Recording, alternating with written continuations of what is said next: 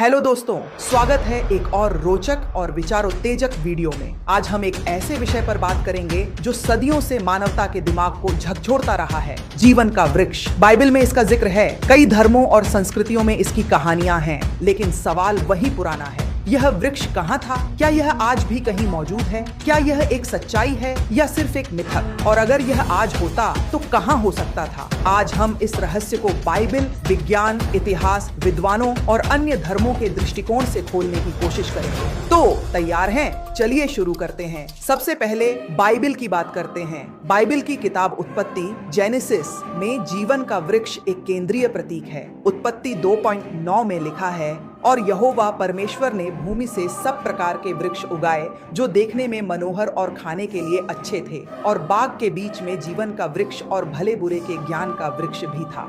यहाँ साफ है कि जीवन का वृक्ष अदन के बाग गार्डन ऑफ ईडन में था और इसका फल खाने से अनंत जीवन मिल सकता था। लेकिन उत्पत्ति 3:24 में जब आदम और हव्वा ने ज्ञान के वृक्ष का फल खाया तो परमेश्वर ने कहा, देख, मनुष्य भले और बुरे का ज्ञान रखने में हम में से एक के समान हो गया है। अब ऐसा न हो कि वह हाथ बढ़ाकर जीवन के वृक्ष का फल भी तोड़ ले और खाकर सदा जीवित रहे। इसीलिए परमेश्वर ने उन्हें अदन के बाग से निकाल दिया और बाग के पूर्व की ओर करूब और एक जलती हुई तलवार रखी जो जीवन के वृक्ष के मार्ग की रक्षा करे। बाइबल में यह नहीं बताया गया कि यह वृक्ष बाद में कहां गया। कुछ ईसाई विद्वान मानते हैं कि यह वृक्ष अब मौजूद नहीं है क्योंकि अदन का बाग स्वर्गीय था जो पृथ्वी पर अब नहीं है। लेकिन प्रकाशित वाक्य 22:2 में जीवन का वृक्ष फिर से प्रकट होता है नदी के बीच में, और इसके दोनों ओर जीवन का वृक्ष था जो 12 प्रकार के फल देता था और हर महीने फल देता था, और उस वृक्ष के पत्ते राष्ट्रों के चंगाई के लिए थे।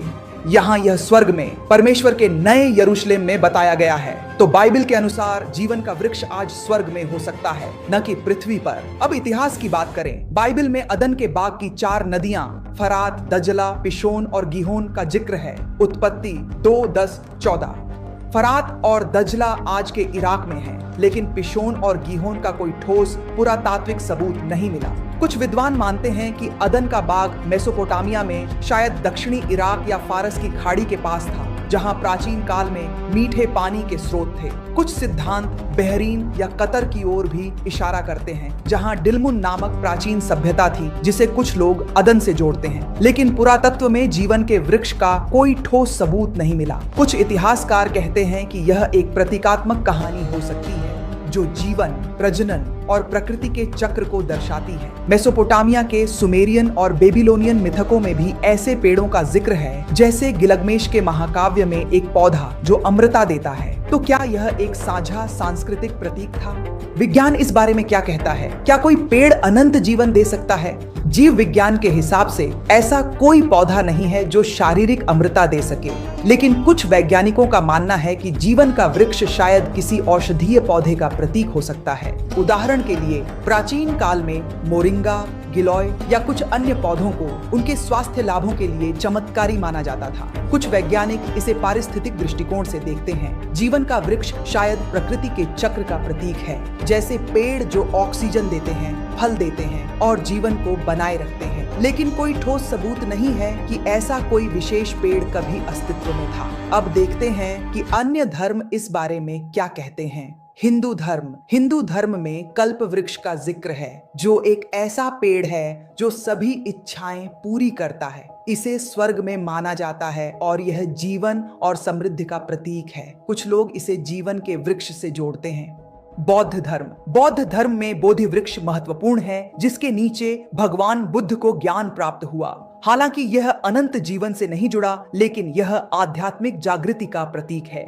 इस्लाम, कुरान में जीवन के वृक्ष का सीधा जिक्र नहीं है, लेकिन अदन के बाग का जिक्र है सूरह अल बकरा 2:35, और कुछ इस्लामी विद्वान इसे बाइबल की कहानी से जोड़ते हैं। प्राचीन मिस्र की पौराणिक कथाओं में इसेट का पेड़ जीवन और पुनर्जनन का प्रतीक था। नॉर्स मिथोलॉजी यग्द्रासिल एक विशाल वृक्ष है जो ब्रह्मांड को जोड़ता है और जीवन का प्रतीक है। ये समानताएं बताती हैं कि जीवन का वृक्ष एक सार्वभौमिक प्रतीक हो सकता है जो अलग अलग संस्कृतियों में अलग अलग रूपों में दिखता है।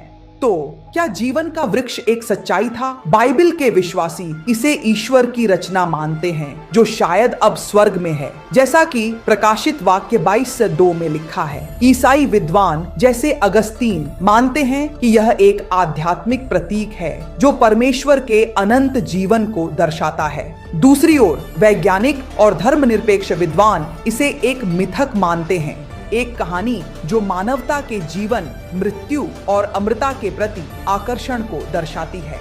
अब सवाल यह है, अगर जीवन का वृक्ष आज होता तो कहां हो सकता था? बाइबल के आधार पर यह स्वर्ग में हो सकता है, क्योंकि प्रकाशित वाक्य में इसे नए यरूशलेम में बताया गया है। लेकिन अगर हम इसे पृथ्वी पर ढूंढें तो मेसोपोटामिया, बहरीन या फारस की खाड़ी जैसे क्षेत्र संभावित जगहें हो सकती हैं। कुछ लोग यह भी कहते हैं कि यह वृक्ष शायद प्रतीकात्मक रूप से प्रकृति में मौजूद है, हर उस पेड़ में जो जीवन को बनाए रखता है। तो दोस्तों, जीवन का वृक्ष सच्चाई, मिथक या दोनों का मिश्रण? क्या यह एक वास्तविक पेड़ था या एक कहानी जो हमें जीवन के मूल्य को समझाती है? आप क्या सोचते हैं? कमेंट में अपनी राय जरूर बताएं। अगर आपको यह वीडियो पसंद आया तो लाइक करें, शेयर करें और सब्सक्राइब करना न भूलें। अगले वीडियो में मिलते हैं एक और दिलचस्प सवाल के साथ। तब तक सोचते रहिए, सीखते रहिए।